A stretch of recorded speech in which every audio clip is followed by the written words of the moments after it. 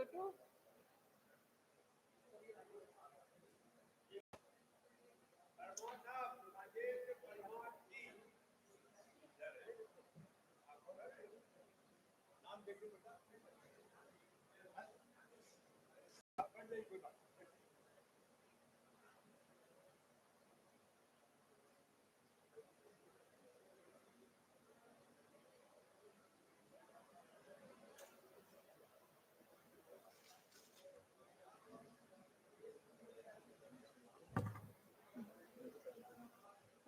Shawl तो पहनानी नहीं पहनानी है, लिखा ना शॉल नहीं केवल फूल। अभी लिख के गया है ना, ये लिखा हुआ है। पहले तो ये लिखा, इनका मुझे ये दिया गया किसको कौन करेगा, और फिर जैसे जो बचते हैं उनको उनमें से इनको बुलाना है मुझे, है ना, फूलों से। लेकिन मैं केवल फूलों से मामा ही स्वागत कर रहे हैं, तब तो फिर मामा एक पूजा ना कर दे। हाँ ठीक है, वो है ही नहीं नाम इसमें। अच्छा है क्या, अच्छा इसमें इसमें अगर आ जाएंगे तो करा देंगे, अदरवाइज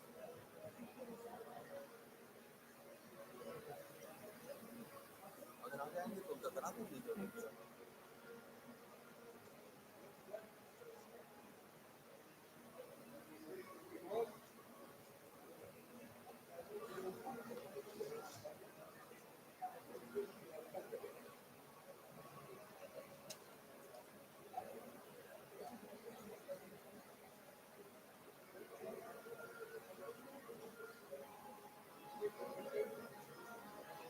शुरू करें? नहीं मैं शुरू करूं, मैं नहीं मैं शुरू करूं क्या आप ना करें? हम करेंगे। नहीं ऐसे नहीं हो पाएगा। मैं अभी शुरुआत करती हूं। मेरी बात सुनो तो, सुन लिया करो। सभी लोग नहीं सुनेंगे तो कैसे काम बनेगा जी।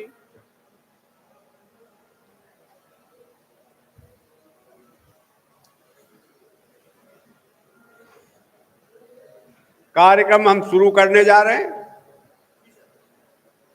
ध्यान इस बात का रखना है कि जितने लोग वक्ता हैं उतने ही श्रोता हैं, तो हमारे वक्ताओं को ठीक से चुनें और विमर्श के लिए तैयार रहें, मौन होकर न चले जाएं। इस कार्यक्रम का समारंभ आचार्य कुंवर चंद्र प्रकाश सिंह के संपा के एक बहुत प्रसिद्ध गीत से होगा, जय देश। मैं अनुरोध करूंगा कि जय देश गीत का गायन किया जाए। चलिए अभी बेटे देते तुम।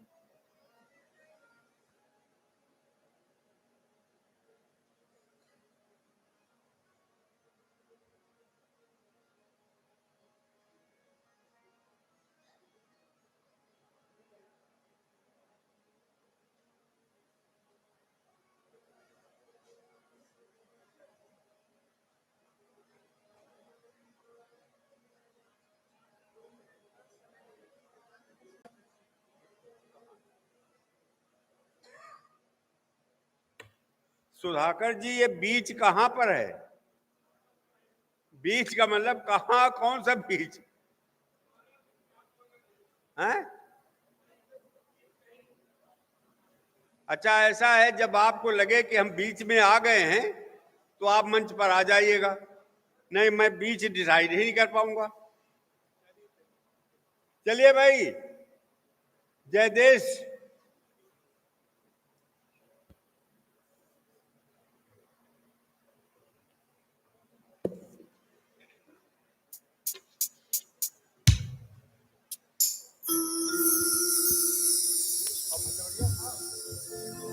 हेलो,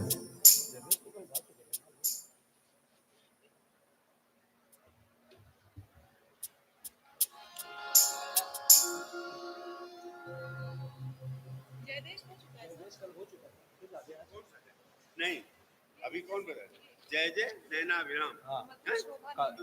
नहीं अभी पहले एक गीत बताया था भाई, ये जय जय नैना विराम कर दें। भाई करते नहीं, आपने को बताया था अभी कोई गीत। वही तो 5 बताए थे। कहो किस देश से आई, आज लिपटी रे, आओ प्रिय प्रेम का प्याला, जय जय नैना विराम, जय हिंद जय जय नैना विराम पढ़ो, ठीक और फिर उसके बाद दिखवाएंगे, वो पढ़ाएंगे मधुर शोभा भार। ठीक ठीक ठीक।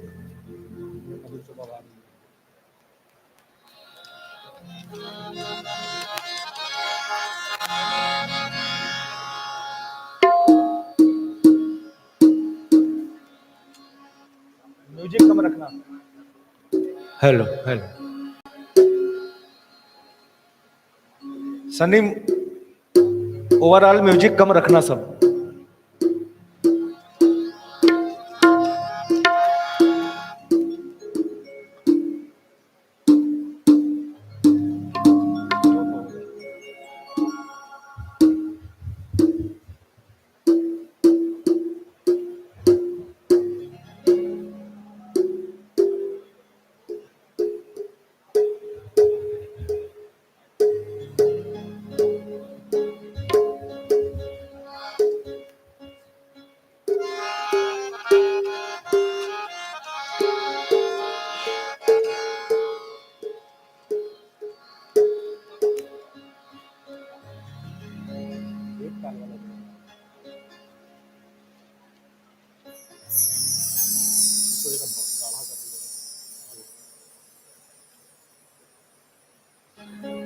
हेलो,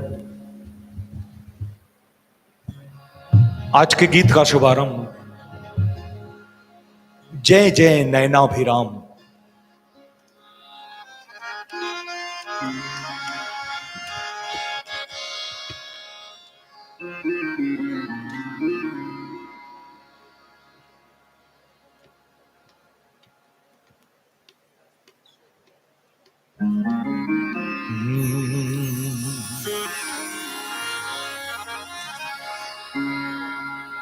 राग भोपाली में निबद्ध ये गीत आपके बीच में।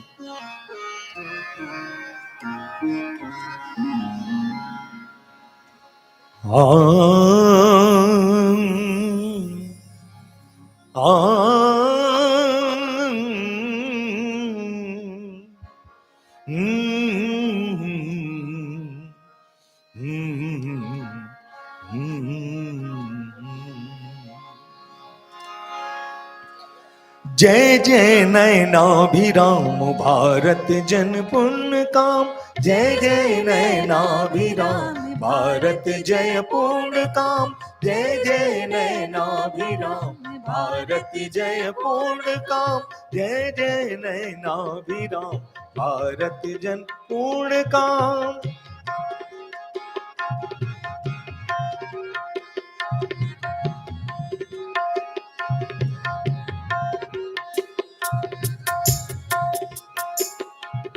हिमगिर शिर किरणोज्वल,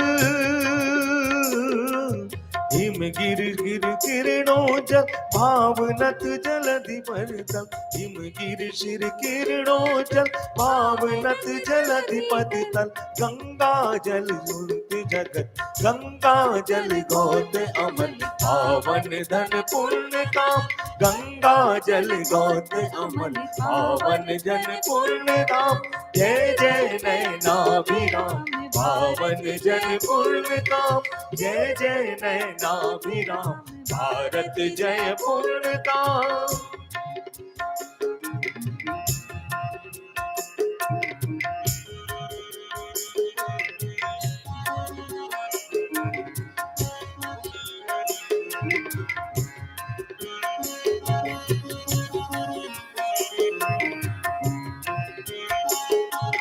बहु सुवर्ण शस्य हसित,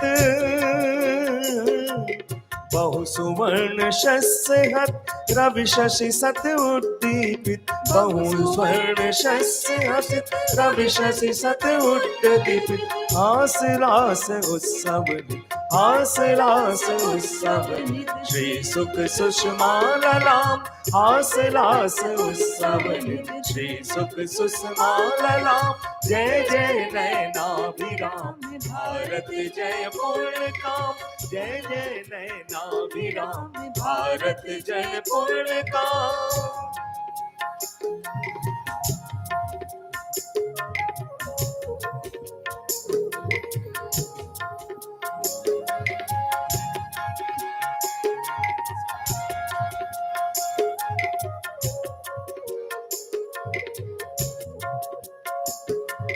निखिल विश्व जन संतुत अधिगंत कीर्ति सुत, निखिल विश्व जन संतुत अधिगंत कीर्ति सुत, पावो नव जीवन द्रुत, पावो नव जीवन द्रुत, जागो गौरव प्रताप, पावो जग जीवन द्रुत, जागो गौरव प्रताप, जय जय नयनाभिराम, भारत जय पूर्ण काम, जय जय नयनाभिराम, भारत जय पूर्ण काम, जय जय नयनाभिराम, भारत जय पूर्ण काम, जय जय नयनाभिराम, भारत जय पूर्ण काम।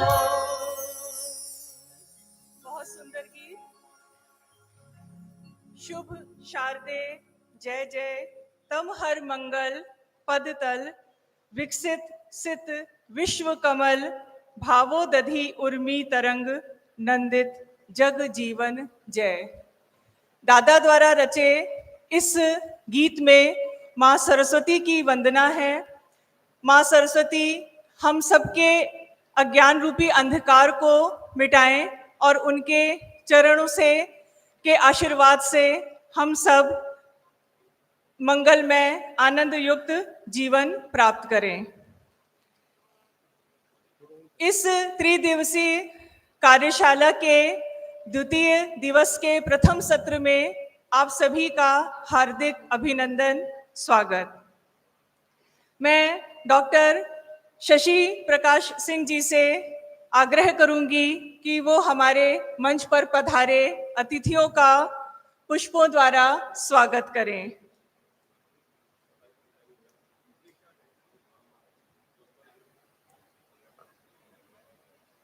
इधर इधर इधर।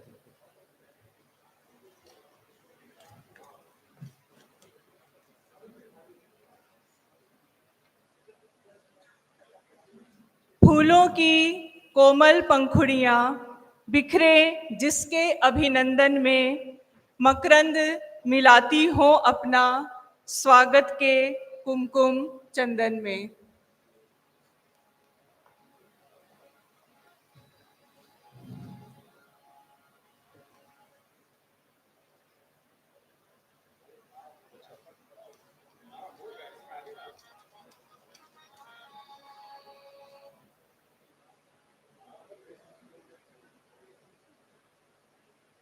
मैं इस कार्यक्रम के अध्यक्ष डॉक्टर शिव मोहन सिंह जी से अनुरोध करूंगी कि वो यहाँ पर आएं और अपना वक्तव्य प्रस्तुत करें।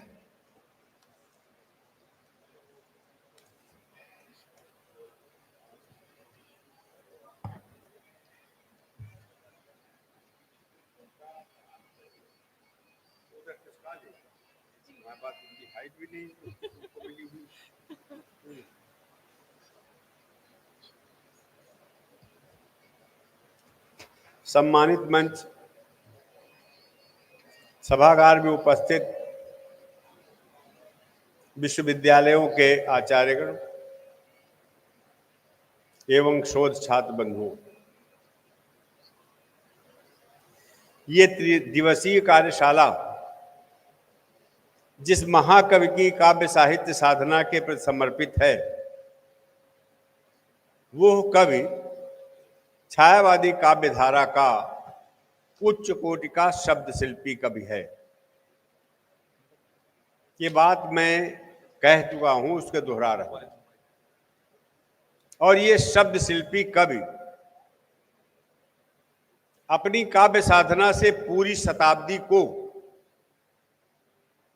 छायावादी भाव भूमि का वो आलोक देता है जिसमें यदि विश्वविद्यालय के आचार्यों में अपने कवियों के काव्य सौंदर्य को, उनकी काव्य चेतना को अभिव्यक्त करने की क्षमता होती, तो आज हमारी छायावादी कविता विश्व के सर्वश्रेष्ठ भाषाओं के कवियों के मध्य अपना स्थान प्राप्त कर चुकी होती। परंतु हमारा ज्ञान, क्षमा करेंगे, हमारा ज्ञान का तात्पर्य हम सब हिंदी के अध्यापकों का ज्ञान इतना व्यापक है कि बहुत से अध्यापक हमारे मध्य एशियन कल्चर और सोशियोलॉजी विषय लेकर के हिंदी में आ जाते हैं, ना उनका कोई संस्कृत का संपर्क है ना तो अंग्रेजी भाषा। आज आवश्यकता इस बात की है